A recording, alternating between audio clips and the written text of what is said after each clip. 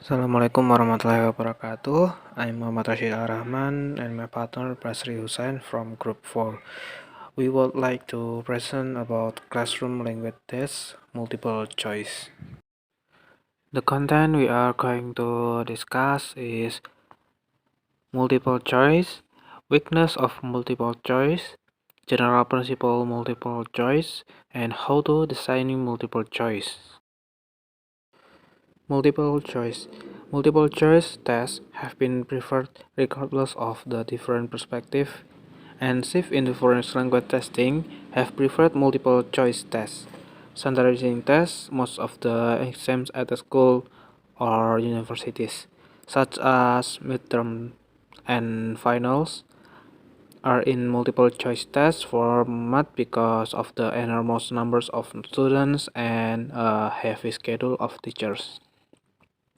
However, multiple choice items are commonly used at the university level and other levels of language instruction and other subject areas.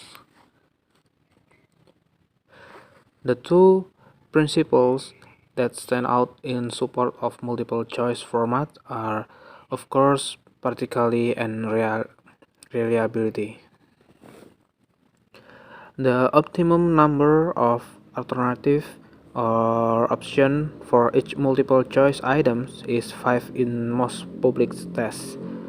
The initial part of each multiple choice item is known as the stem, the choices from which the students select their answer and refer to as option or response or alternatives. Next is a caution against a number of weaknesses of multiple choice items. First is the technique test only recognition knowledge. Number two is quizzing might have a considerable effect on test scores. Number three is the technique severely restrict what can be tested. Number four, it is very difficult to write useful items. Number five, washback might be harmful. And number six, cheating may be facilitated. And next, the disadvantage of multiple choice. Number one, it is relatively more difficult to construct grains of matter.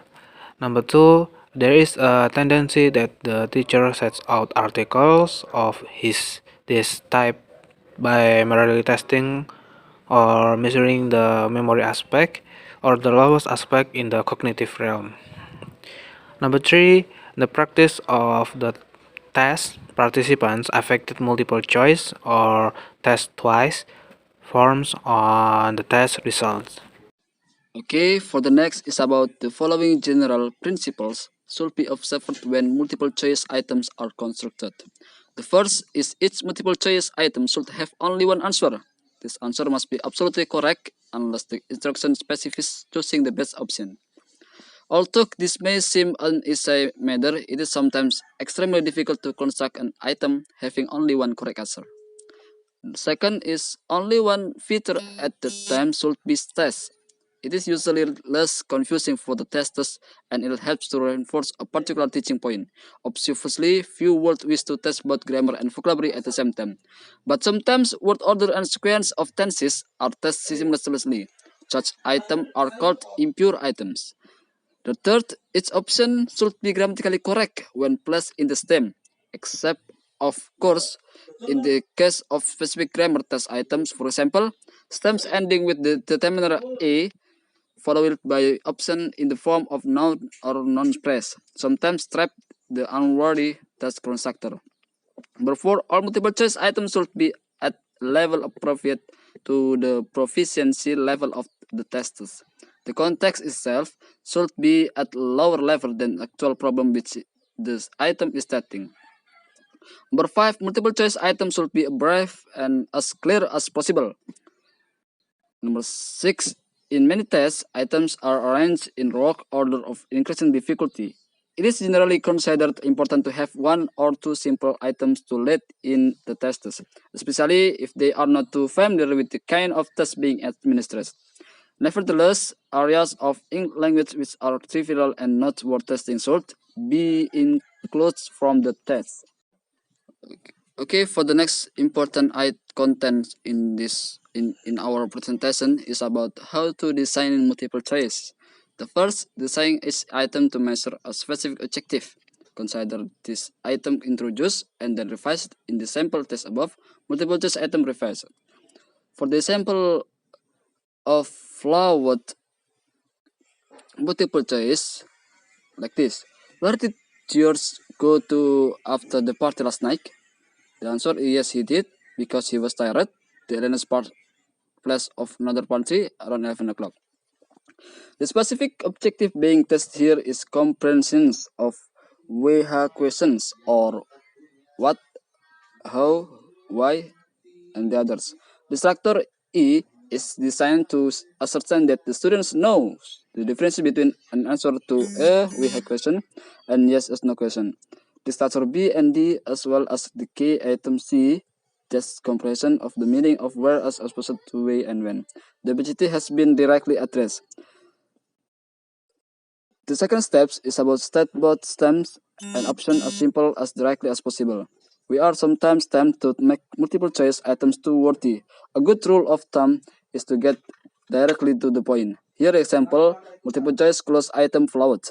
This is the wrong of multiple choice. My eyes like has really been destroyed lately. I wonder if I need glasses. I think I'd be better go to the blah blah blah to have my eyes checked. Pediatricians, dermatologists, optometrists. You might argue that the first two sentences of this item give it some autonomy and encompass a bit of schema setting. But if you simply want a student to identify this type of medical professional who deals with eyes issues, the sentences are superfluous. Moreover, by lightening the stem, you have introduced a potentially conflicting lexical item. Cat that could distract the student unnecessarily. Another rule of successness is to remove needless trajectory from your options. The following item, which word is repeated in all three options, it should be placed in the stem to keep the item as such as possible. For the example, multiple choice item flawed or wrong, we want to visit the temples, blah blah blah, fascinating. Option A, B, C is really make confused. For the next steps is make certain in the internet's answer is clearly the only correct one. In the purpose unit test described earlier, the following item appeared in the original draft. For example, multiple choice item flawed or wrong is where did church go after the party last night? Answer A, B, C, D.